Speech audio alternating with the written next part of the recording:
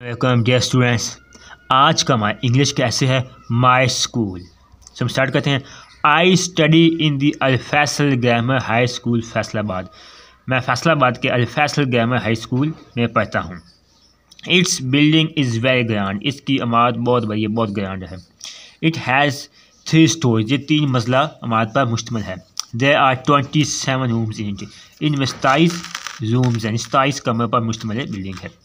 All the rooms are neat, clean and airy. तमाम कमरे साफ सुथरे खुले हवादार हैं। Every classroom has 2 electric fans. Her classroom 2 electric fans पर मुश्तमिल है सकता है। There is a big hall in my school. जहाँ पर एक बड़ा हॉल है। Meeting and examination held. बड़ी बड़ी मीटिंग जो इम्तहानात हैं यहाँ पर होती हैं, मुनक़्क़द की जाती हैं।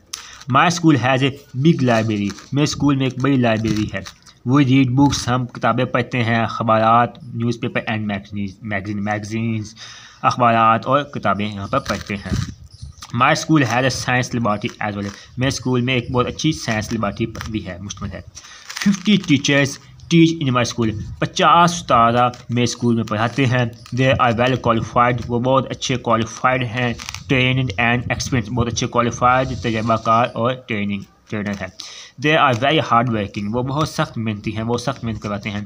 They are kind to us. वो बहुत मेहरबान भी हम पर। They teach us with great. वो हमें बहुत अच्छी तरह ग्रेट केयर एंड डिवोशन।